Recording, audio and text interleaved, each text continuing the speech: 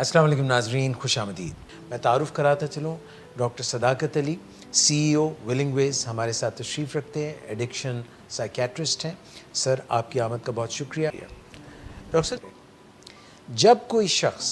جس کا کوئی لوڈ ون ایڈکشن میں ہوتا ہے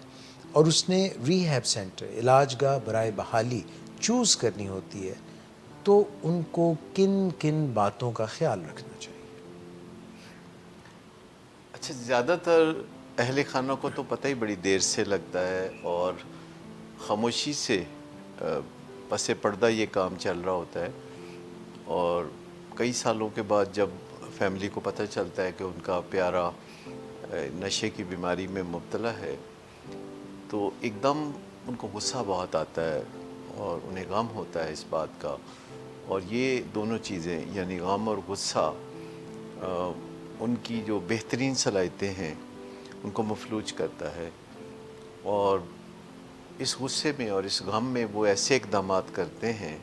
کہ جس سے مسئلہ حل ہونے کی بجائے گمبھیر ہوتا چلا جاتا ہے۔ اچھا، اہل خانہ کا کوئی قصور نہیں ہوتا کہ ان کا کوئی پیارا نشے کی بیماری میں چلا جائے، اگرچہ نشے کے مریض اپنے گھر والوں کو الزام دیتے ہیں کہ آپ ہی کی وجہ سے میں اس حال کو پہنچا ہوں، یا آپ نے میرے ساتھ یہ نہیں کیا یا یہ کیا، مجھے بچپن میں پیار نہیں دیا، یا کوئی ایسی باتیں وہ کرتا ہے جس سے گھر والے بہت گلٹی فیل کرتے ہیں، کیونکہ بار بار جب وہ دہراتا ہے یہ بات کو تو گھر والوں کو ایسے لگنے لگتا ہے کہ جیسے واقعی ان سے کوئی کوتاہی ہوئی ہے۔ تو وہ گلٹی جب فیل کرتے ہیں تو ایک طرح سے وہ ڈیفینسو پہ پھر چلے جاتے ہیں۔ پھر مریض انہیں روزمرہ بتاتا رہتا ہے کہ کس طرح گھر والوں کی کوتاہی کی وجہ سے وہ ایک وکٹم بن چکا ہے اور اس کی زندگی بہت پسماندہ ہے، اور اس کے ساتھی ترقی کر کے آگے نکل گئے ہیں اور وہ بہت پیچھے رہ گیا ہے، اور وہ کہتا ہے میں بیچارہ، اور اس سے گھر والوں کو اور زیادہ مشکلات نفسیاتی طور پر پیش آتی ہیں۔ اور پھر وہ کہتا ہے کہ اب خبردار کہ میری مرضی کے خلاف کوئی کام کیا، جیسے میں کہتا ہوں ویسے ہی کرو، تلافی کرو، میری باتیں مان کے اپنی کوتاہیوں کی تلافی کرو، اور پھر تھوڑی سی ایک موہوم امید بھی دلاتا رہتا ہے کہ میں چھوڑ دوں گا نشان قریب، کچھ کرنے کی ضرورت نہیں ہے، فی الحال صرف آپ مجھے خوش کرنے کی کوششیں کریں، میری زندگی میں جو کانٹے ہیں نشے کی وجہ سے وہ چنتے رہیں، اور اس طرح گھر والے جو ہے آس امید کے ساتھ آگے بڑھتے رہتے ہیں، اور جب تک کوئی بہت بڑا بحران پیدا نہیں ہوتا تب تک انہیں علاج معالجے کے بارے میں یا صورتحال کو سنبھالنے کے بارے میں کوئی خاص احساس نہیں ہوتا، اور کسی کرائسس کے بعد، کسی بحران کے بعد ہی اہل خانہ آپس میں بات چیت کرنا شروع کرتے ہیں کہ اس کا کوئی علاج معالجہ ہونا چاہیے، کیونکہ اب کچھ وقت گزرنے کے بعد انہیں پتہ چل چکا ہوتا ہے کہ یہ ایک باقاعدہ بیماری ہے جو کہ علاج مانگتی ہے، اور اس میں نشے کی بیماری پہ قابو پانے کے طریقے سیکھے جاتے ہیں۔ یہ بیماری اس طرح کی ہے جیسے ڈائبٹیز ہے، جیسے بلڈ پریشر کی بیماری ہے، اور اپنے جان لیوا ہونے کے معاملے میں تو اس کا مقابلہ کینسر کی بیماری سے بھی کیا جا سکتا ہے، اور حقیقت میں نشے کی بیماری بہت ہماگیر بیماری ہے۔ اس میں یہ بعض اوقات صرف نشے کی بیماری نہیں ہوتی، اس کے پس پردہ کوئی اعصابی بیماری بھی ہوتی ہے، کوئی اور نفسیاتی یا اعصابی بیماری ہوتی ہے، اور اسے ہم ڈول ڈس آرڈر کہتے ہیں، جیسے کہ نشے کی بیماری کے پس پردہ کسی کو بائیپولر ڈس آرڈر یا اسکیزوفرینیا یا ڈپریشن یا انگزائٹی ڈس آرڈر، تو او سی ڈی ہو سکتی ہے۔ بے شمار آپ یوں سمجھے کہ جتنے بھی سیکیٹرک النیسز ہیں، جتنی بھی یا سائیکولوجیکل ڈیفیکلٹیز ہیں، ان کی سیلف میڈیکیشن لوگ بعض اوقات نشے سے کرتے ہیں۔ نشہ اس کا ایک ٹوٹکا ہے کہ جس سے انہیں وقتی طور پر افاقہ ملتا ہے۔ بے شمار مختلف قسم کی نفسیاتی اور اعصابی بیماریوں میں جب لوگ سگریٹ پیتے ہیں یا ٹرینکلائزر استعمال کرتے ہیں یا چرس پیتے ہیں یا شراب پیتے ہیں، تو انہیں وقتی طور پر اپنے سمٹمز سے ریلیف محسوس ہوتا ہے، اور یہ پہلا ٹریپ ہے جس میں لوگ جیسے ڈائبٹیز ہے تو بلڈ پریشر ڈائبٹیز سے نہیں ہوتا، لیکن جب ڈائبٹیز ہو اور بلڈ پریشر بھی ہو تو دونوں بیماریاں ایک دوسرے کے لیے مشکل پیدا کرتی ہیں. کسی کو کوئی بائی پولر ہے پہلے سے تو اس کی وجہ سے تو ایڈکشن میں نہیں جائے گا نا. اس کی وجہ سے نہیں جاتا، اس کی وجہ سے ڈرگ یوز شروع ہوتا ہے، اس کی وجہ سے وہ سیلف میڈیکیشن شروع کرتا ہے. اگر وہ ٹرینکلائزر لیتا ہے یا شراب پیتا ہے اور اس کو تھوڑا اپنے بائی پولر ڈس آرڈر کے جو سمٹمز ہیں اس سے ریلیف ملتا ہے تو وہ اسے عادت کو جاری رکھتا ہے. لیکن اس سے ایڈکشن کی بیماری پیدا نہیں ہوتی. ایڈکشن کی بیماری تب ہوگی کہ اگر اس کے جسم میں جو ڈرگز سے ڈیل کرنے کا نظام ہے اس میں کوئی نقص پڑے گا، اور یہ نقص ہوتا ہے جینیٹک ان نیچر.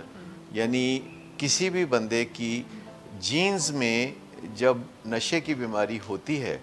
اور وہ نشہ بھی کرتا ہے تو پھر نشے کی بیماری ابھر کر سامنے آتی ہے. یہ جیسے سیڈ اور سوائل کا معاملہ ہے کہ اگر کسی میں نشے کی بیماری کے سیڈ ہیں، بیج ہیں، اور وہ نشہ بھی کرتا ہے یعنی سوائل مہیا کر دیتا ہے تو پھر آپ یہ سمجھے کہ نشے کی بیماری بھی ابھر کے سامنے آ جاتی ہے، جو کہ ایک برین ڈس آرڈر ہے. نشہ کرنا ایک سائیکولوجیکل کنڈیشن ہو سکتا ہے کہ کسی کو نفسیاتی طور پر بے چینی ہے یا کوئی اچھا فیل نہیں ہو رہا، وہ مشکلات محسوس کرتا ہے، تو یہ ایک نفسیاتی کیفیت ہے جس میں کوئی نشے کا استعمال شروع کر سکتا ہے. لیکن یہ ایک اعصابی کیفیت ہے جس میں کوئی نشے کی بیماری میں مبتلا ہوتا ہے. تو ہمیں نفسیاتی اور اعصابی بیماریوں کے درمیان یعنی مائنڈ کی بیماریاں اور برین کی بیماریوں کے درمیان فرق کرنے کی بھی صلاحیت چاہیے. دیکھیں اگر کوئی بائیپولیرٹی میں ہے یا بائیپولر ڈس آرڈر میں ہے تو بائیپولر ڈس آرڈر میں چونکہ بڑی اذیت ابھر رہی ہوتی ہے دوسروں کے لیے بھی اور خود اس بندے کے لیے بھی، اور دوسروں کو جو اذیت پہنچتی ہے وہ تو اوور فلو ہے. اصل میں تو بائیپولر ڈس آرڈر میں مبتلا خود بڑی تکلیف میں ہوتا ہے، اور وہ جو تکلیف میں ہوتا ہے تو وہ کوئی پراپر علاج کی طرف نہیں جاتا، کیونکہ اس بات کا امکان تو ہے کہ اگر اسے ڈپریشن ہوتی ہے بائیپولر ڈس آرڈر کے جس فیز میں ڈپریشن ہوتی ہے تو وہ جا کے ڈاکٹر کو کہے کہ مجھے ڈپریشن ہو رہی ہے. لیکن جب وہ ایلیشن میں ہوتا ہے، جب وہ ہوا کے گھوڑے پہ سوار ہوتا ہے، جب وہ خوشیوں سے اڑا چلا جا رہا ہوتا ہے، تو کیا آپ نے کبھی کسی مریض کو ڈاکٹر سے جا کے یہ کہتے ہوئے سنا ہے کہ ڈاکٹر صاحب مجھے بے پناہ خوشی ہو رہی ہے، میرا کچھ کر لیں؟ زیادہ تر بائیپولر ڈس آرڈر جب ایلیشن میں ہوتا ہے اور لوگوں کے صدقے واری جا رہا ہوتا ہے اور تحفے تحائف دے رہا ہوتا ہے اور لوگوں کی بڑی مالی مدد کر رہا ہوتا ہے اور لوگوں سے تیزی سے تعلقات ڈیولپ کر رہا ہوتا ہے،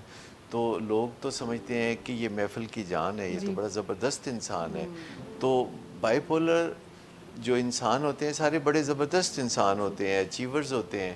لیکن انفارچونیٹلی وہ اپنی پرواہ نہیں کرتے اور اس وجہ سے ان کے جسم میں نظام جو کیمیکل بیلنس ہے وہ خراب ہو جاتا ہے اور وہ ایک ڈس آرڈر کی طرف چلنا شروع کرتا ہے. فیملی بالکل قطعی طور پر اس طرح نہیں سوچتی سائنٹیفک انداز میں. فیملی زیادہ تر سوچتی ہے کہ بگڑ گیا ہے، بس اس کو پکڑ دکڑ کر کے ذرا ہم بالکل سیدھے رستے پہ لے آئیں گے اور یہ کوئی زیادہ عرصے تک معاملہ نہیں رہے گا. کیونکہ اگر وہ ایسا سوچیں کہ یہ ایک پرائمری کرونک النس ہے اور یہ اس کو ہمیں بڑے مستقل انداز میں سنبھالنا پڑے گا تو بہت صدمہ ہوتا ہے، اور اس تکلیف سے بچنے کے لیے انسان یہ سوچنا پسند کرتا ہے کہ یہ ٹیمپریری معاملہ ہے. فیملی کو کہا جائے کہ آپ کو پہلے کاؤنسلنگ کی ضرورت ہے، کہتے نہیں نہیں ہمارے میں کوئی مسئلہ نہیں ہے، مسئلہ اس میں ہے تو اس کا کچھ کریں. تو یہ بات سمجھانا فیملی کو بہت امپورٹنٹ ہے کہ اگر کوئی مریض نشے کی بیماری میں پوری طرح دھنس چکا ہے اور وہ رائپ ہے اور اس کے وجہ سے بڑے کرائسس اس کی زندگی میں اور فیملی کی زندگی میں آ رہے ہیں، تو بہترین طریقہ یہ ہوگا کہ فیملی مریض سے پہلے کاؤنسلنگ میں آئے اور اس معاملے کو یعنی پس منظر کے اعتبار سے بھی سمجھے، پیش منظر کے اعتبار سے بھی سمجھے، اور مستقبل کا جو منظر نامہ ہونے والا ہے اس کو بھی سمجھیں. اور ایک پہلو سے یہ ذہن میں رکھیں کہ جب تک فیملی اپنے ذہنی سکون کا اہتمام نہیں کرے گی، اپنی جسمانی صحت کا خیال نہیں کرے گی اور اپنے روزگار میں مسلسل نہیں رہیں گے اور سب کچھ چھوڑ کے مریض کے پیچھے پڑ جائیں گے تو اس سے مسئلہ حل نہیں ہوگا. مسئلہ حل ہونے کے لیے ضروری ہے کہ اہل خانہ تمام کے تمام اپنی زندگی میں بالکل کوئی بگاڑ نہ آنے دیں. یعنی پہلے ہی گھر میں ایک بہت بڑا مسئلہ ہے تو گھر میں دیگر افراد اپنا اپنا مسئلہ شامل نہ کریں. لہٰذا اپنا کول برقرار رکھنا اور اپنی جسمانی صحت کو بہترین حالت میں رکھنا اور اپنے روزگار یا تعلیم یا جو بھی ان کی مصروفیت ہے اس میں خلل نہیں آنا چاہیے. اور یہ سب کچھ اہتمام کر لینے کے بعد آپ اس پوزیشن میں ہوتے ہیں, بہترین پوزیشن میں ہوتے ہیں کہ آپ اپنے مریض کی مدد کر سکیں اور اسے علاج معالجہ مہیا کر سکیں. ڈاکٹر صاحب میں یہ پوچھنا چاہ رہا تھا کہ as a first contact point rehab centre چننے کے لیے آج کل لوگ فرسٹ کانٹیکٹ ریہیب سینٹر کے ساتھ کیسے بنتا ہے لوگوں کا, اور اس فرسٹ کانٹیکٹ میں وہ کیسے جانے کہ ہم کسی فراڈولنٹ جگہ پہ نہیں جا رہے, ہم کسی مستند جگہ پہ جا رہے ہیں. دیکھیں آج کل تو سب سے آسان طریقہ یہ ہے کہ آپ گوگل سرچ کرتے ہیں اور دنیا کے ہر شہر میں جو ریہیب سینٹرز ہوتے ہیں ان کی ویب سائٹس ہوتی ہیں, آپ ان کے ویب سائٹ کو دیکھتے ہیں, فیس بک پہ ان کی پریزنس ہوتی ہے, پھر وہاں آرٹیکلز ہوتے ہیں, ان کی ویڈیوز ہوتی ہیں اور لوگ جا کے خود وزٹ بھی کر سکتے ہیں. اپنے شہر میں جو ریہیب سینٹر ہیں ان کو وزٹ کیا جا سکتا ہے اور اس وزٹ میں آپ چند چیزوں کو آسانی سے دیکھ سکتے ہیں کہ اگر وہ ان پلیس ہیں تو وہ بہترین ریہیب سینٹر ہے, اگر وہ وہاں نہیں پائی جاتی تو پھر آپ کو مزید کھوج لگانے کی ضرورت ہوگی. پہلی بات یہ ہے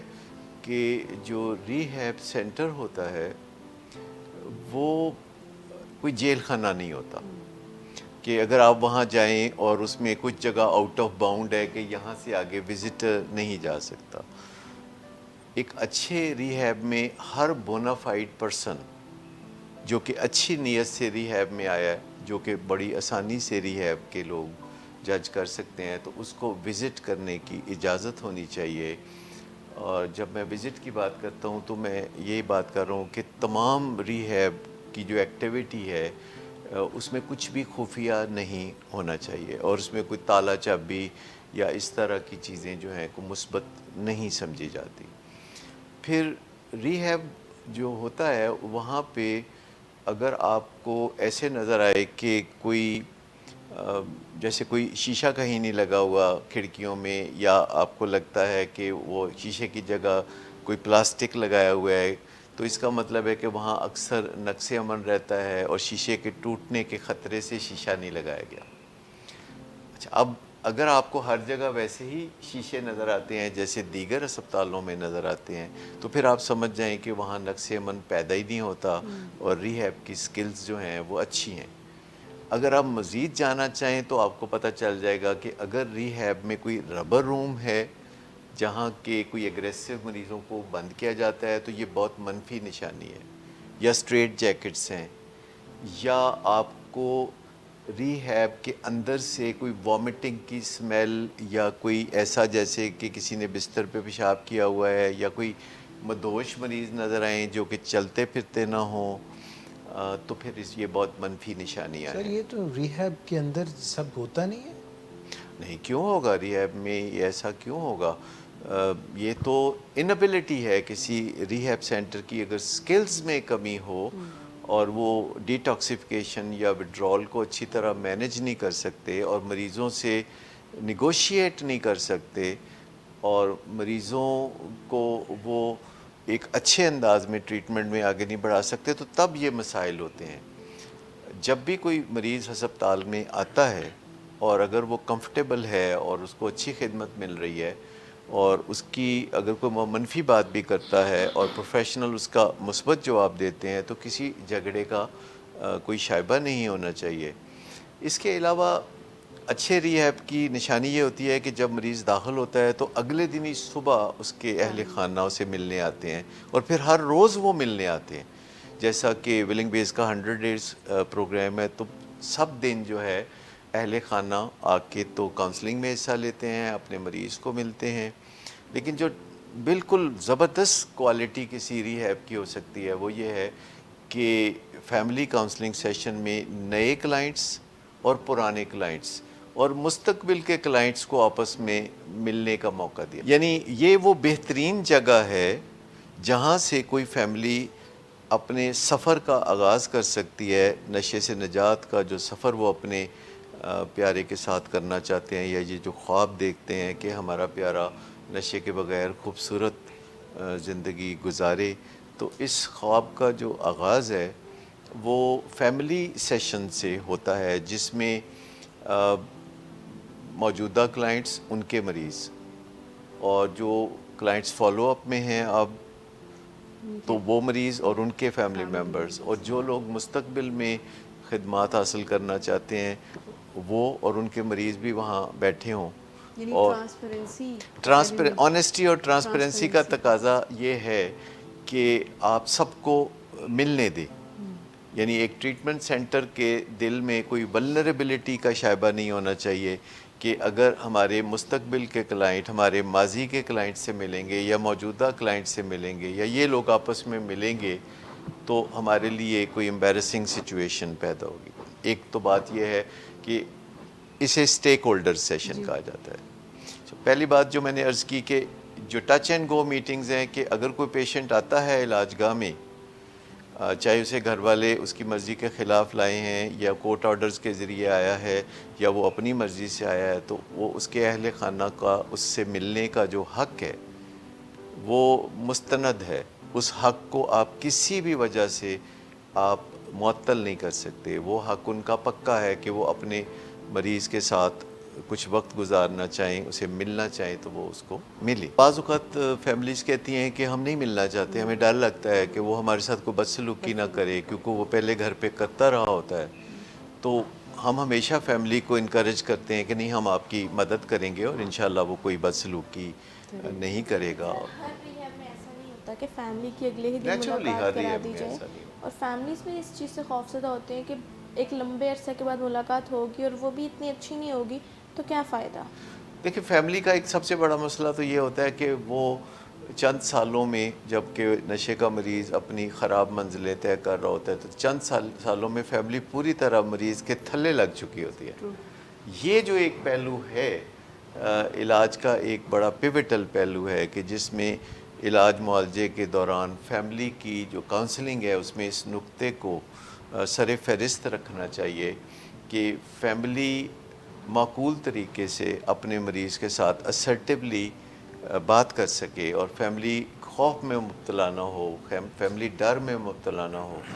اچھا, وہ جو میں بات کر رہا تھا فیملی سیشنز کی, جنہیں ہم اسٹیک ہولڈر سیشن کہتے ہیں. اسٹیک ہولڈر سیشن سے مراد یہ ہے کہ جہاں مریض بھی ہوتے ہیں, ان کے اہل خانہ بھی ہوتے ہیں اور علاج کرنے والے بھی ہوتے ہیں. یعنی جو اسٹیک ہولڈرز ہیں جن کا اس میں کوئی نفع نقصان ہے, تو وہ سب ایک ہی چھت پہ بیٹھ کے تو بات چیت کر رہے ہوں. اور اس کے لیے دو اہم شرطیں ہیں جو ٹریٹمنٹ سینٹر پوری کرتا ہو. وہ ان میں سے ایک ہے آنیسٹی اور ایک ہے ٹرانسپیرنسی. اور یہ منزل حاصل کرنا کسی ریہیب کے لیے معراج سے کم نہیں. یہ بہت ایک عروج کی بات ہے, اور دنیا میں بہت ہی گنے چنے, شاید 1% بھی سینٹرز ایسے نہیں ہوں گے کہ جو آنیسٹی اور ٹرانسپیرنسی کے ساتھ فیملیز کے ساتھ ملنے جلنے میں آسانی محسوس کرتے ہوں. اور یہ وقت کے ساتھ محنت کرنے سے کسی ریہیب میں یہ کوالٹی پیدا ہوتی ہے کہ وہ پرسنل ولنریبلٹی میں نہیں آتے. اور اس میں جو یہ پہلو ہے کہ کوئی پیشنٹ اگر دوبارہ علاج میں آیا ہے تو ریہیب والوں کو اس کو پرسنلائز کرنے کی ضرورت نہیں ہے. یہ چونکہ ٹرائی پارٹائٹ پروجیکٹ ہے جس میں مریض نے اور فیملی نے اور ریہیب نے حصہ لینا ہوتا ہے اور سب کے حصے میں برابر کا کام آتا ہے. اور اگر کوئی مریض دوبارہ سلپ ہوا ہے یا لیپس ہوا ہے یا ری لیپس ہوا ہے تو اس میں ریہیب سینٹر کو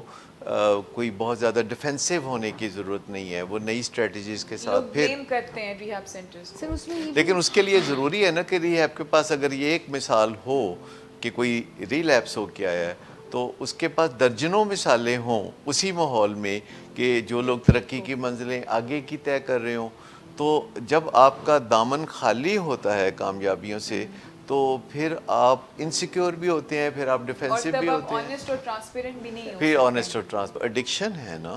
یہ کیوریبل نہیں ہوتی. اس کا مطلب ہے کہ اس کے اندر جو کریونگ ہے وہ کسی وقت بھی دوبارہ جنم لے سکتی ہے, اور آپ نے نشے کی بیماری پر قابو پانا ہوتا ہے, یعنی نشے کے استعمال پر قابو پانا ہوتا ہے, اور آپ نے اپنی کریونگ کو کم کرنا ہوتا ہے, آپ نے اپنی فنکشنلٹی کو بڑھانا ہوتا ہے, جس کے لیے آپ نے سیکھنا ہوتا ہے کہ آپ کو کیا کیا ڈیلی بیسس پہ کرنا ہے, کس طرح آپ نے سلپری لوگوں سے بچنا ہے, کس طرح سلپری پلیسز پہ نہیں جانا. پھر آپ نے اپنا جو ایک پرسنل سٹاک ایکسچینج ہم کہتے ہیں,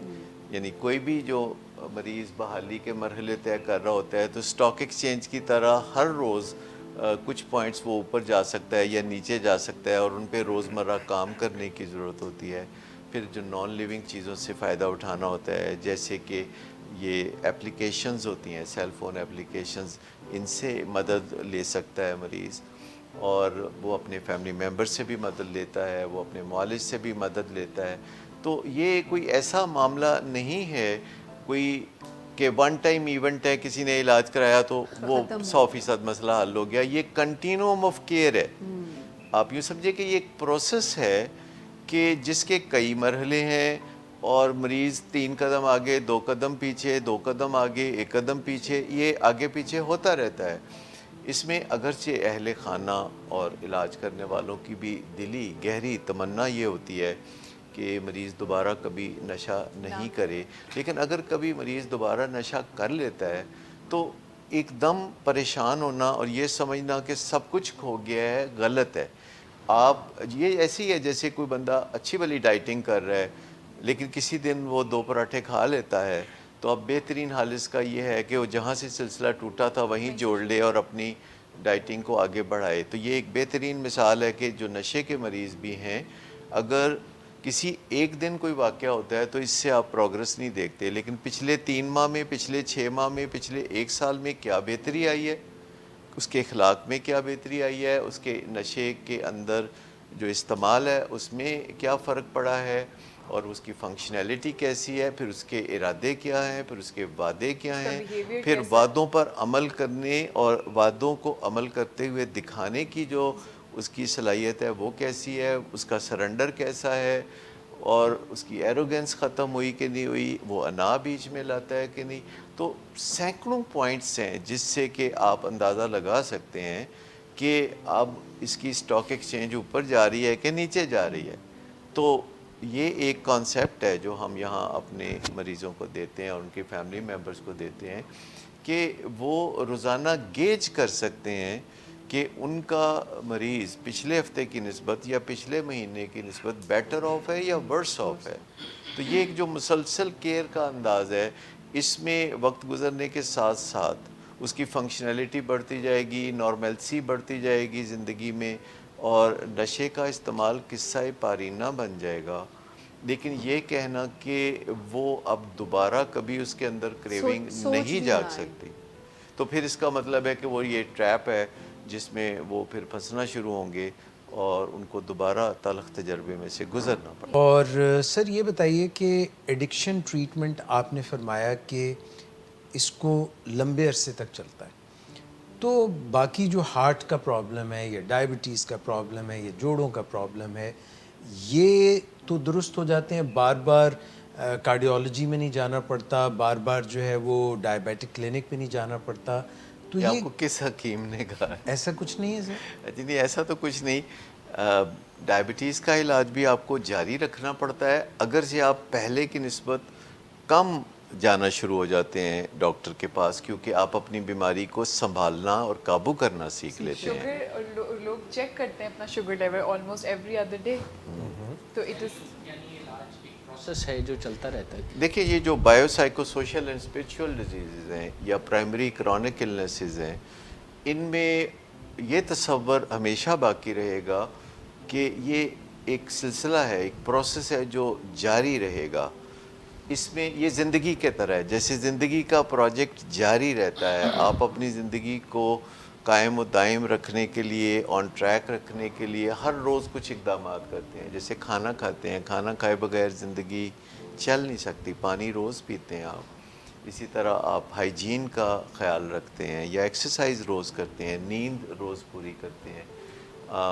یہ آپ نہیں سمجھتے کہ اچھا میں نے کافی ایکسرسائز کر لی ہے تو اب دوبارہ کرنے کی ضرورت نہیں ہے۔ جو مسئلہ ہے نشے کی بیماری کا، جس میں لوگ کسی معصومیت سے یا غلط فہمی کی وجہ سے یا ورغلائے جانے کی وجہ سے وہ نشے کا استعمال شروع کر دیتے ہیں، جو کہ ایک جعلی طریقہ ہے اپنے آپ کو پرسکون رکھنے کا یا ہائے لینے کا، تو یہ کاٹ کی انڈیا ہے، یہ زیادہ دیر نہیں چڑھتی، اور جب آپ نشہ چھوڑتے ہیں تو پھر آپ تھوڑے اداس ناراض سے ہو جاتے ہیں۔ بہت سارے کام جو پہلے آپ آسانی سے کر سکتے تھے اب آپ نہیں کر سکتے، ہو سکتا ہے آپ کو پھر سیکھنے پڑیں، اور آگے آپ کو ایسے طریقے سیکھنے کی ضرورت ہوگی کہ سچ مچ کی خوشیاں جو ہے وہ آپ حاصل کر سکیں۔ یہ جھوٹ موٹ کا جو سلسلہ ہے نشے اور شراب کے حوالے سے لوگ اچھی طرح جانتے ہیں کہ یہ اصلی خوشیاں نہیں ہوتی، اور ان کا سب سے بڑا خوف ہی یہی ہوتا ہے کہ ابھی تھوڑی دیر میں یہ نشہ اتر جائے گا۔ جیسے وہ آپ نے کہانی سنی ہوگی کہ جس میں جنگل میں کوئی شہزادی تھی، تو اس کو ایک شہزادہ ملنے آیا، تو پہلے وہ ہنسی اور پھر رو دی، تو شہزادے نے پوچھا کہ تم ہنسی کیوں اور تم پھر رو کیوں دی ہو؟ تو اس نے کہا کہ بڑی مدت کے بعد میں نے انسان یا شہزادے کو دیکھا ہے، لیکن میں رو اس لیے دی ہوں کہ ابھی جن آئے گا اور تمہیں کھا جائے گا۔ تو یہ جو نشے کی بیماری میں ہر وقت دھڑکا لگا رہتا ہے کہ یہ نشہ اتر جائے گا اور پھر مجھے وہ اہتمام کرنا پڑے گا، یہ ریس اگینسٹ ٹائم ہے، یعنی اس میں کوئی جیتنے والا نہیں۔ انفارچونیٹلی جتنی اچھی آپ آتے ہیں ان کا مزہ کچھ دیر، اس کا جو لیٹنٹ پیریڈ ہے، جو مزہ آنے کا جو وقفہ ہے جس کے بعد مزہ آنا شروع ہوگا، یہ کافی زیادہ ہوتا ہے، اور جو جتنی ایڈکٹیو چیزیں ہیں ان کا مزہ فوراً آئے گا۔ آپ چاکلیٹ کھائیں، آپ کو فوراً مزہ آئے گا اور آپ اگلے دن پھر کھانا چاہیں گے، یا اسی طریقے سے لوگ سگریٹ پیتے ہیں یا نشے کرتے ہیں تو ایک دم سے انہیں ایک تبدیلی محسوس ہوتی ہے اور وہ اس سے ہکڈ ہو جاتے ہیں۔ لیکن بہت سارے دیگر کام کرنے پہ شروع میں دل نہیں کرتا، وہ اتنی باتیں نہیں کرتے جتنی کہ پہلے وہ کرتے تھے، تو بعض اوقات اہل خانہ کہتے بھی ہیں کہ یہ ہم میں گھلتا ملتا نہیں ہے، اور وہ ایک طرح سے صدمے سے دوچار ہوتا ہے جس سے ریکور کرنے کے لیے اس کو تھوڑی مدت چاہیے۔ یہ بالکل ایسے ہی ہے جیسے کسی بندے کا سارا اثاثہ لٹ گیا ہو، اسے ایسا محسوس ہوتا ہے کہ میرا تو کچھ بچا ہی نہیں۔ تو یہ ایک بحالی جو ہے یہ مرحلہ وار آگے پھر چلتی ہے، اسے اسکل سیکھنی پڑتی ہے۔ یہ جو آپ کی آکوپیشنل تھراپی ہے، اس کا اس میں کتنا رول ہے کہ یعنی نئے سرے سے، کیونکہ نشہ بذات خود ایک آکوپیشن ہے، ایک آپ کی مصروفیت ہے، تو وہ نکل گئی اور اب آپ اداس ناراض بیٹھے ہیں، بورڈم ہے، کرنے کو کچھ نہیں ہے، اور کام کرنے کو دل بھی نہیں کرتا، اور کام کرنے کی چاہت بھی نہیں ہوتی، اور کام کرنے کا سلیقہ بھی جیسے بھول گیا ہو۔ دیکھیں سب سے بڑا جو وہمہ ہے نشے کی بیماری سے بحالی کا یا ڈرگز چھوڑنے کے حوالے سے، کہ لوگ سمجھتے ہیں کہ صرف ول پاور کافی ہوگی، اور ول پاور کبھی کبھی تو بہت لگتی ہے، انسان جب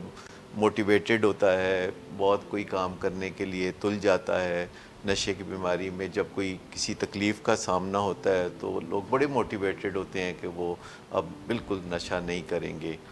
لیکن یہ ول پاور پھر اگلے دن یا کچھ دنوں کے بعد یکدم سے ایسے کھو جاتی ہے کہیں، اور ول پاور ایک ٹریپ اسے ہم کہتے ہیں۔ ول پاور مددگار ہو سکتی ہے اگر آپ ول پاور کو پہلا گیئر سمجھیں، کیونکہ پہلا گیئر میں گاڑی زیادہ دیر نہیں چلاتی، پھر دوسرا گیئر ہوتا ہے اسکل پاور کا، جس اسکلز سیکھتے ہیں کہ نشہ چھوڑنے کا کام کرتے کیسے ہیں،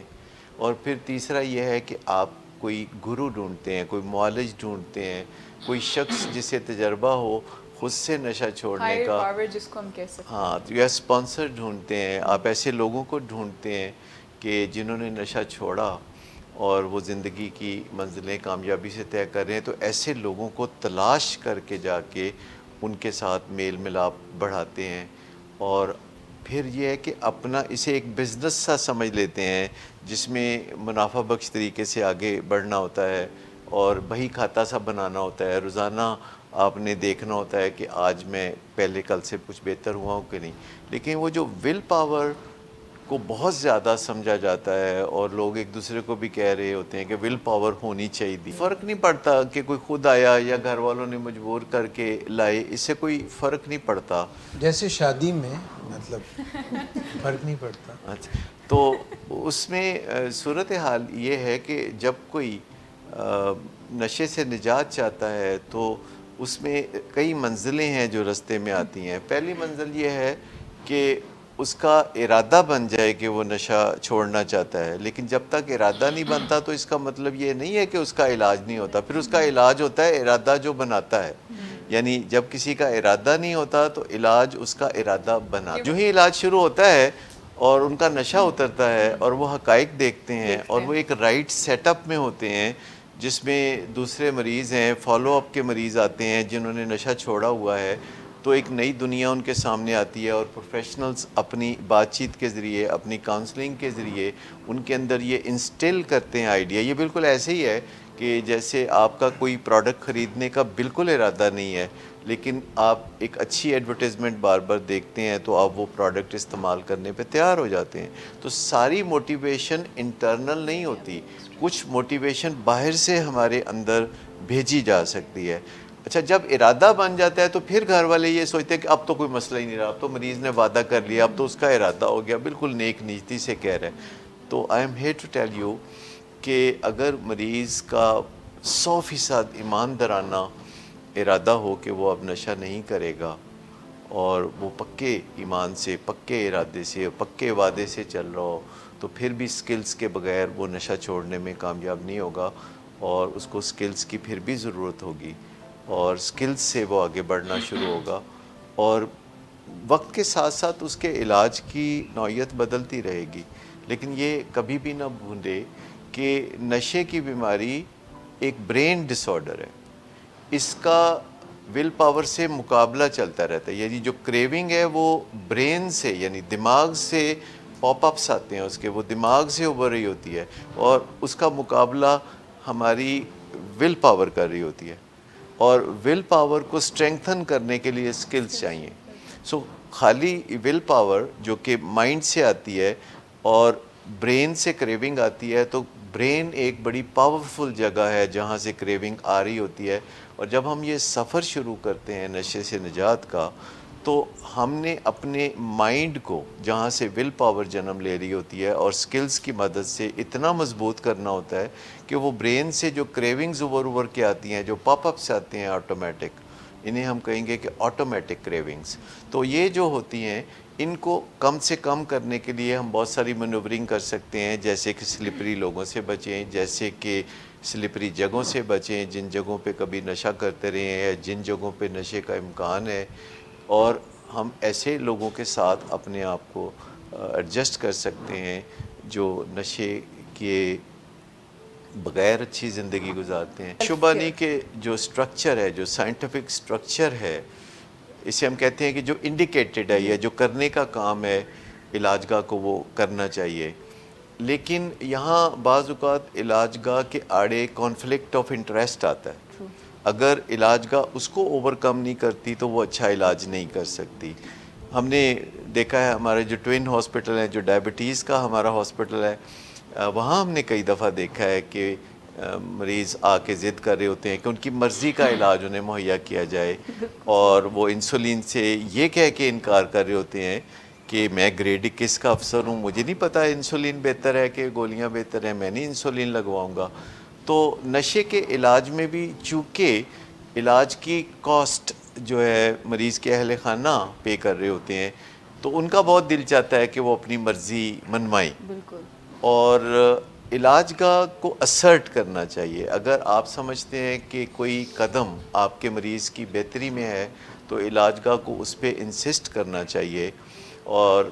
اس چیز کو درخور اتنا نہیں سمجھنا چاہیے کہ اس سے ان کا کوئی نقصان ہوگا, کیونکہ جو علاج گاہ اپنی کریڈیبلٹی بنانا چاہتی ہے وہ آنیسٹی اور ٹرانسپیرنسی اور اسرٹیونیس کے ساتھ چل رہی ہوتی ہے. تو ایک طرح سے ہمارا کام کافی مشکل ہوتا ہے کہ جن لوگوں کے لیے ہم سروس پرووائڈر ہوتے ہیں, یعنی جن لوگوں کے ہم اصل میں نوکر ہوتے ہیں, ان سے ہم نے اپنی مرضی منوانی ہوتی ہے انہی کی بہتری کے لیے. لیکن میں آپ کو بتاؤں کہ اگر ہم آنیسٹلی ان کی بہتری کے لیے اقدامات تجویز کرتے رہیں تو میں نے اپنے طویل تجربے میں یہ دیکھا ہے کہ وہ تھوڑی سی رد و قد کے بعد وہ ہمارے ساتھ چلنے پہ تیار ہو جاتے ہیں اور برا نہیں مناتے, کیونکہ ڈیپ ڈاؤن اگر ہم صحیح بات کرتے ہیں تو ان کے اندر سے گواہی ابھر رہی ہوتی ہے, اور اگر ہم غلط بات کریں اور ان کی ہاں میں ہاں ملائیں تو یہ بھی ان کو بہت جلد پتہ چل جاتا ہے اور ہم اپنی عزت ان کی نظر میں پھر کھو دیں گے. اس سے ایک اور جی آپ بات کریں. سر آپ نے بات کی کہ ریہیب سینٹر کا ٹریٹمنٹ اسٹرکچر کیسا ہونا چاہیے, پروگرامز کیسے ہونے چاہیے, پروٹوکول کیا ہونا چاہیے. واٹ اباؤٹ پروفیشنلز, انہیں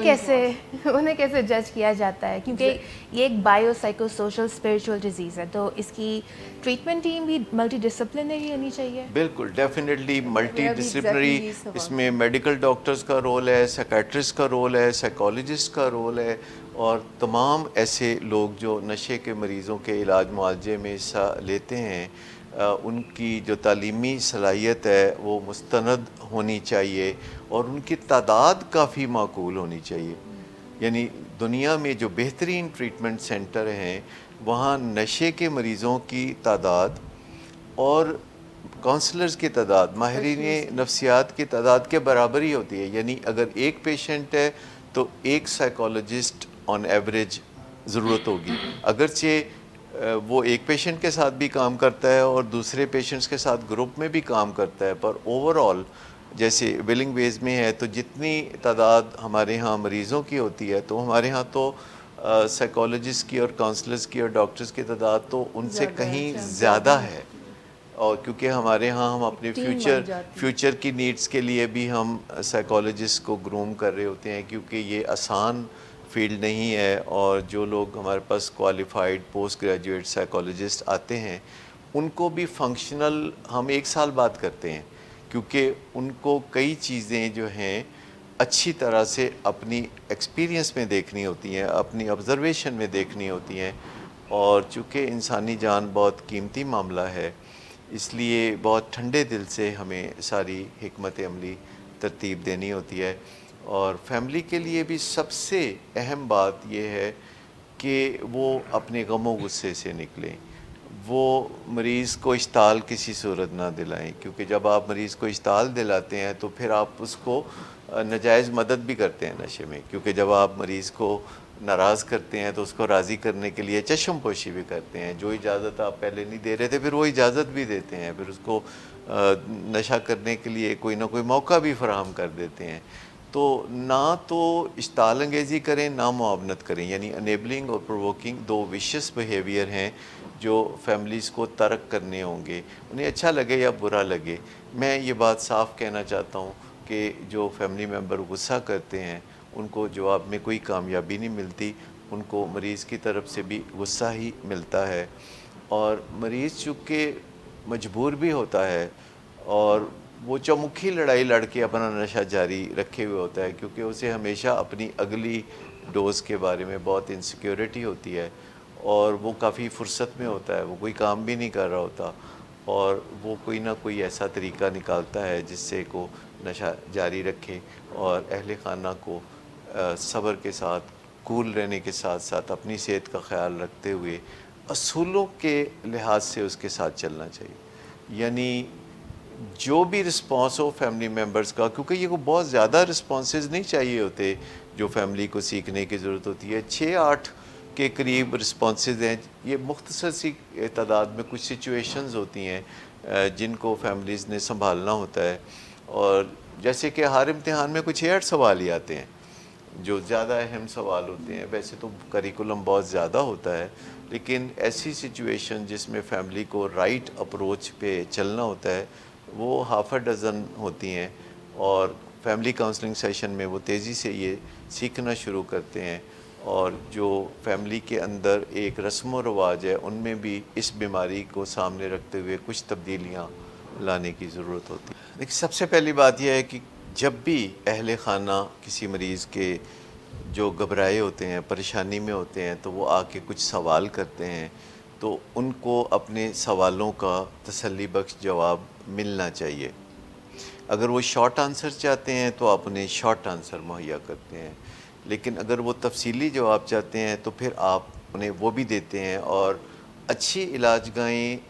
جو میٹیریل بھی پبلش کرتی ہیں، جیسے کہ پیمفلٹس یا آرٹیکلز یا کتابیں بھی پبلش کرتی ہیں، اور اچھی علاج گاہیں اب ویڈیوز بھی بناتی ہیں، کیونکہ زمانہ بدل گیا ہے اور سوشل میڈیا پہ، فیس بک پہ، یوٹیوب پہ جو ویڈیوز ہیں، جیسے ولنگ ویز کی اب تقریباً کوئی 7,000 ویڈیوز ہیں جو یوٹیوب پہ اور فیس بک پہ آپ دیکھ سکتے ہیں، اور ان میں سے کچھ کے ویوز ملینز میں ہیں. تو آپ جو بھی ٹاپک ایڈکشن کے ساتھ یا ولنگ ویز کے نام کے ساتھ یا ڈاکٹر صداقت علی کے نام کے ساتھ آپ یوٹیوب پہ لکھیں گے یا فیس بک پہ لکھیں گے تو آپ کو بہت ترتیب سے ایسی ویڈیوز ملنا شروع ہو جائیں گی جن میں آپ کو اپنے سوالوں کے جواب ملیں گے. آپ کو کاسٹ کے بارے میں ویب سائٹ پر موجود ہونا چاہیے. دنیا کی جو بہترین ریہیب سینٹرز ہیں ان کی ایک نشانی یہ بھی ہے کہ وہ اپنی کاسٹ کا بہت ہی ٹرانسپیرنٹ سٹرکچر اپنی ویب سائٹ پہ بھی وہ رکھتے ہیں، اور یہ بھی شاید 1% سے بھی کم ایسے ریہیب سینٹرز ہوں گے کہ جو بہت پریڈکٹیبل، بہت کھلے طریقے سے اپنی کاسٹ کا ذکر کرتے ہیں. اور یہ جو انڈور ٹریٹمنٹ ہے یا آؤٹ ڈور ٹریٹمنٹ ہے، اس سے پہلے جو آپ کی جو اسیسمنٹ وزٹس ہیں اس کے لیے بھی ریہیبس کو بندوبست رکھنے کی ضرورت ہوتی ہے کہ اگر کوئی کسی کنارے سے آپ کو جاننا چاہتا ہے یا آپ کی سروسز کی کوالٹی کو دیکھنا چاہتا ہے تو وہ اس ڈائریکشن سے انٹر ہو سکے جہاں اس کو منیمل کاسٹ کے ساتھ یہ جاننے کا موقع ملے کہ اگر وہ اپنے فیملی ممبر کے نشے کی نجات کا سامان آپ کے ذریعے کرنا چاہتے ہیں تو انہیں پورا ایک کانسیپٹ ملنا چاہیے کہ یہ کتنا عرصہ لگے گا، اس میں کوالٹی کیا ہوگی، اس میں فریکوینسی کیا ہوگی انٹریکشن کی، وقت کتنا انویسٹ کرنا پڑے گا، روپیہ کتنا انویسٹ کرنا پڑے گا. ایسے ریہیب سینٹر جو اس معاملے میں ایمبیگویٹی ظاہر کرتے ہیں یا کھل کے بات نہیں کرتے تو یہ ایک نیگیٹو سگنل ہیں جو کہ کلائنٹس کو محسوس کرنا چاہیے. دیکھیں ٹریٹمنٹ تو جیسے میں نے عرض کیا کہ اگر آپ ٹریٹمنٹ کے پروسیس کی بات کرتے ہیں تو جس بندے میں نشے کی بیماری ایک دفعہ ایمرج ہو کے سامنے آتی ہے اس کو ہمیشہ تا زندگی اپنے علاج معالجے پہ توجہ دینی ایسے بھی ہوگی. ڈپکٹ اس کا مطلب یہ نہیں کہ اسے ہمیشہ ریہیب سینٹر کے اندر رہنا ہوگا یا ہر روز ہی اسے ہمیشہ جانا پڑے گا. شروع میں عموماً 100 دن کا انڈور سٹینڈرڈ ٹریٹمنٹ ہوتا ہے، گولڈ سٹینڈرڈ جسے کہا جاتا ہے، اور اس کے بعد اگلے 100 دن باہر رہتے ہوئے اسے روزانہ آنا پڑتا ہے. یعنی 100 دن جیسے وہ اندر گزارتا ہے 100 دن باہر گزارتا ہے، اور اس کے بعد وہ پھر یعنی اس کی فریکوینسی کم ہوتی چلی جاتی ہے اور وہ ذمہ داریاں اپنانا شروع کرتے ہیں. اصل میں لوگ فالو اپ کو ٹریٹمنٹ نہیں سمجھتے، اس لیے ہم نے فالو اپ کا لفظ یوز کرنا چھوڑ دیا ہے. ہم اس کو آؤٹ ڈور ٹریٹمنٹ کہتے ہیں، کیونکہ جب ہم آؤٹ ڈور ٹریٹمنٹ کہتے ہیں تو پھر ان کو اس کی اہمیت محسوس ہوتی ہے. اور ٹریٹمنٹ میں ایک بات پہ ہمیشہ ایمفیسائز کرتا ہوں کہ addiction is a family disease. تو علاج بھی صرف مریض کا نہیں ہوگا، فیملی کا بھی ہوگا، اور فیملی بھی تکلیف میں ہوتی ہے، یعنی ڈس ایز میں ہوتی ہے، اور اسی وجہ سے فیملی مریض سے پہلے عام طور پر ریہیب سینٹر کو وزٹ رول کرتی ہوتا ہے کہ ایک پیشنٹ کو آؤٹ ڈور ٹریٹمنٹ میں لے کے آنا، کیونکہ اگر وہ دیکھتے ہیں کہ 100 ڈیز کے بعد پیشنٹ میں اگر انسائڈ ڈیزیز کی آ جاتی ہے تو ان کو لگتا ہے کہ شاید اب ہمارا پیشنٹ بالکل نیو ہو گیا ہے، تو وہ پھر اس چیز کے لیے پیشنٹ کو اگر انہیں یہ کانسیپٹ دیا جائے گا، جیسے کئی دفعہ وہ سٹینٹس ڈالتے ہیں جو دل میں تو کہتے ہیں جی اب آپ کا دل نیا ہو گیا، تو یہ بات بالکل درست نہیں ہے. سٹینٹ ڈالنے سے وہ جو فوری خطرہ تھا، جو کرائسس پیدا ہو گیا تھا، جو زندگی کھونے کا خطرہ پیدا ہو گیا تھا، تو وہ ٹل گیا ہے، لیکن لائف سٹائل چینج لانی پڑے گی. اسی طرح مریض جب ایک علاج میں سے گزرتا ہے اور لائف سٹائل چینجز وہاں وہ سمجھتا ہے کہ کیا لانے کی ضرورت ہوگی، تو اس پہ عمل پیرا ہونے کے لیے بھی اس کو تا دیر علاج میں رہنا پڑے گا. اور اہل خانہ کو یہ یاد رکھنا چاہیے کہ اگر وہ علاج گاہ کی طرف جانے میں کمی کر دیں گے تو ان کا مریض اس سے پہلے ہی علاج گاہ جانے سے کترانے لگے گا. تو جیسے آپ یاد رکھیں کہ پہلے فیملی ممبر علاج گاہ میں آتے ہیں اور ان کے پیچھے پیچھے مریض آتا ہے, تو یہ سلسلہ آگے بھی تا دیر جاری رہنا چاہیے کہ اہل خانہ اپنی زندگی کو بھی سنوارنے کے لیے اور اپنے مریض کی مدد کے لیے ری ہیب سے کنیکٹڈ رہیں. اب یاد رکھیں کہ مریض کے ساتھ رہتے رہتے, یہ فیملی کا کوئی قصور نہیں ہوتا جس کی وجہ سے کہ مریض نشے میں پڑتا ہے یا نشے کی بیماری میں پڑتا ہے, لیکن فیملی کی ذمہ داری ہوتی ہے کہ جب کوئی پیارا جو ہے کسی تکلیف میں ہوتا ہے تو اس کی کشتی کو کنارے لگانے کے لیے فیملی بھرپور حصہ لیتی ہے علاج میں. لیکن یہاں ایک کوشن میں اور دوں گا ان فیملیز کو جو نشے کے مریض کی وجہ سے یا اس کے علاج معالجے میں آنے کے بعد اپنی زندگی بالکل روک لیتے ہیں, اپنا کاروبار روک لیتے ہیں, اپنی تعلیم روک لیتے ہیں, اور وہ یہ سوچ لیتے ہیں کہ جب ہمارا مریض ٹھیک ہو جائے گا تو پھر ہم روزگار کی طرف توجہ دیں گے. تو یہ ایک بہت بڑا ٹریپ ہے, اس سے بچنے کی ضرورت ہے. صرف وہی اہل خانہ اپنے مریض کی مدد کر سکتے ہیں جو اپنی ذہنی صحت کو بحال رکھ سکتے ہیں, اپنی جسمانی صحت کو بحال رکھ سکتے ہیں, اور اپنی زندگی کی جو سوشل اسپیکٹ ہے یا روزگار ہے اس کو بہترین طریقے سے جو لوگ چلا سکتے ہیں, اور اپنے گھر میں جو مریض کے حالات ہیں یا سچویشن ہے اس کو گریسفلی تسلیم کر سکتے ہیں. تو یہ وہی لوگ ہیں جو آگے بڑھ کے پھر مدد بھی کر سکتے ہیں. دیکھیے جو ری ہیب سینٹر ہے, جو ماڈرن ری ہیب سینٹر ہے, یہ ایک ویلیو ایڈڈ یونیورسٹی بھی ہوتا ہے, یا یوں کہہ لیں کہ یہ ایک ویلیو ایڈڈ, یہ ایک یونیورسٹی ہوتی ہے جو کہ ویلیو ایڈڈ ہاسپٹل بھی ہوتا ہے. تو یہ ایک کمبینیشن ہے ہسپتال کی اور یونیورسٹی کی ملی جلی. اور یہ جو ماضی بعید میں ایکچولی اس کے ساتھ سٹگما اٹیچ رہا, کوئی 200 سال پہلے جب ری ہیبس کا آغاز ہوا تھا تو اس وقت ایجوکیشنل پروسیس نہیں ہوا کرتا تھا ری ہیبس میں, اور مریضوں کو صرف نشے سے دور کرنے کے لیے ایک ایسی چار دیواری کے اندر بند کر دیا جاتا تھا جہاں ان کی ایکسیس نشے تک نہ ہو. تو اس وجہ سے اس کے نتائج بھی کوئی خاص نہیں نکلتے تھے. وہ تاریک دور تھے ری ہیب کے, اور اس وقت جو سٹگما ہے وہ لنگر آن کرتا رہا. اب دنیا میں اب ہر چیز جو ہے وہ پار ایکسیلنس ہو گئی ہے, اور کمپٹیشن بہت زیادہ ہو گیا ہے, ریسرچ سے چیزیں سامنے آ رہی ہیں, چیزوں کو بہتر بنانا بہت آسان ہو گیا ہے.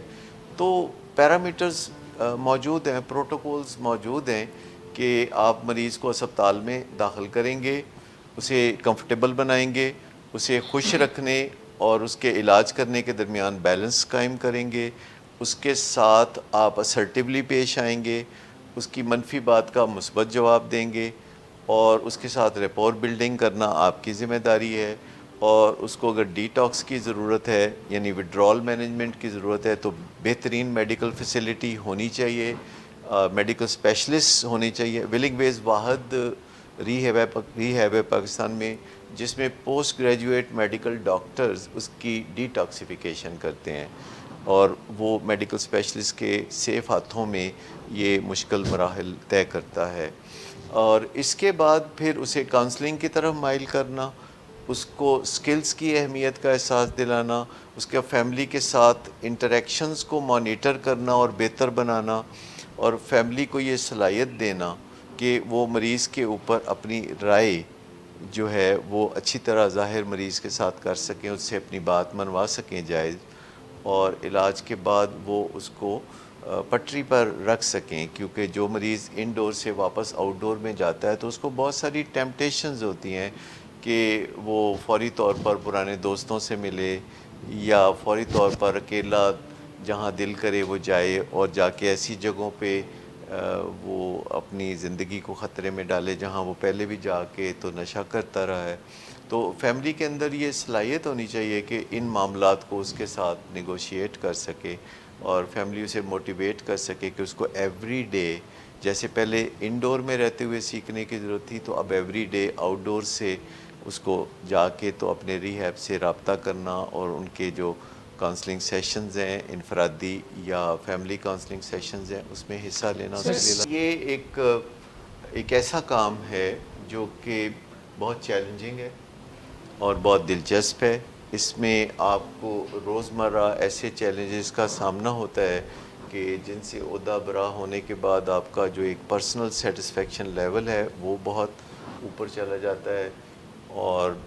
اسے مشکل سمجھا جاتا ہے. زیادہ تر جو میڈیکل فیلڈز ہیں ان کی اگر آپ گریڈنگ کریں تو دنیا میں سب سے مشکل کام یہ ایڈکشن ٹریٹمنٹ ہے, الکوہلزم ٹریٹمنٹ ہے, اور یہ مسئلہ دنیا کو بہت ہارڈ ہٹ بھی کر رہا ہے. یعنی آپ اندازہ کریں کہ امریکہ میں جو کہ ایک بڑا جدید ملک ہے, الکوہلزم کی وجہ سے, یعنی آپ دیکھیں کہ الکوہلزم کی وجہ سے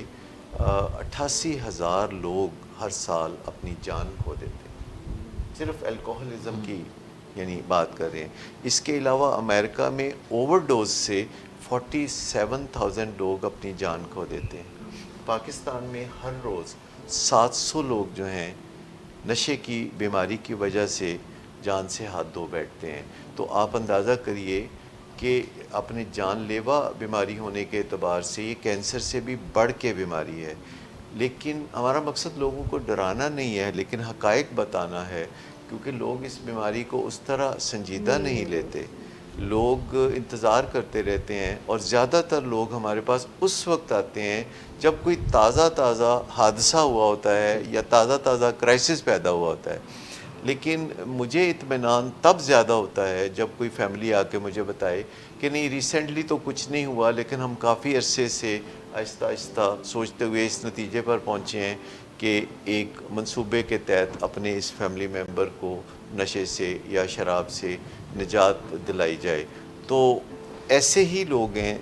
جن کے ساتھ کام کرتے ہوئے آگے بھی ہمیں بہت آسانیاں ہوتی ہیں, کیونکہ وہ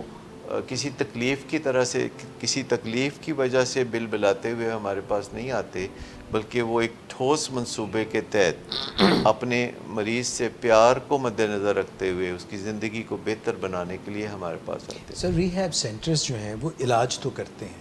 کیا وہ پریونشن یا اویئرنیس بھی پھیلاتے ہیں؟ نیچرلی یہ ان کا ڈیوٹی ہے, کیونکہ یہ میں جیسے کہہ رہا تھا کہ کنٹینیوم آف کیئر ہے. اس میں پریونٹیو میڈیسن کا جو حصہ ہے جسے ولنگ ویز اپنی قومی ذمہ داری سمجھ کے انجام دیتا ہے, اور ہم زیادہ تر کام یہ جو لائیو سٹریمنگ کے ذریعے کرتے ہیں ولنگ ویز کے فورم سے, اور ہفتے کے 6 دن کرتے ہیں, اور اس کا جو 90% حصہ ہے وہ پریونٹیو ہے کہ ہم لوگوں کو بتاتے ہیں کہ آپ اپنے بچوں کی تربیت کیسے کریں کہ وہ آگے چل کے نشے کی طرف راغب نہ ہوں یا نشے کی بیماری میں نہ پھنسے. حتیٰ کہ ہم بتاتے ہیں کہ 4 سال 5 سال کے بچے کے لیے بھی والدین کے پاس آگاہی ہونی چاہیے کہ وہ انہیں کیسے ذمہ داریاں دیں کہ وہ اپنی آگے آنے والی چیلنج سے بھرپور زندگی کے لیے تیار ہو سکیں. تو یونیورسٹیز میں نشے کا کلا کما کرنے کے لیے ہماری کچھ ویڈیوز بڑی وائرل ہیں اور ملینز کے ویوز ہیں. تو بے شمار ہمیں ایسا فیڈ بیک آتا ہے ای میلز کے ذریعے یا ان باکس میں فیس بک پہ کہ جس میں لوگ بہت اپریشیٹ کرتے ہیں, دعائیں دیتے ہیں. تو مجھے اس قسم کا کام کرنے سے بڑی بطور خاص دلچسپی ہے, جسے ہم پریونٹیو میڈیسن کا کام کہیں گے, کہ اپنی فیوچر جنریشنز کو نشے سے بچانا. اور مجھے اس بات کا یقین ہے کہ اگلے 1-2 سال میں ہم قابل قدر اور پیمائش کے قابل نتائج دے سکیں گے, اس حوالے سے کہ لوگوں کو پتہ ہوگا کہ انہوں نے کون سے سٹیپس لینے ہیں جس سے ان کے بچے آگے چل کے نشے کی بیماری سے محفوظ رہیں. میں یہ بھی اچھی طرح جانتا ہوں کہ جو لوگ نشے میں پھنسے ہوئے ہیں ان کی مدد ہم بھرپور کرتے ہیں, لیکن جہاں ہم ایک نشے کے مریض کو ریکلیم کرتے ہیں, نشے سے نجات دلاتے ہیں,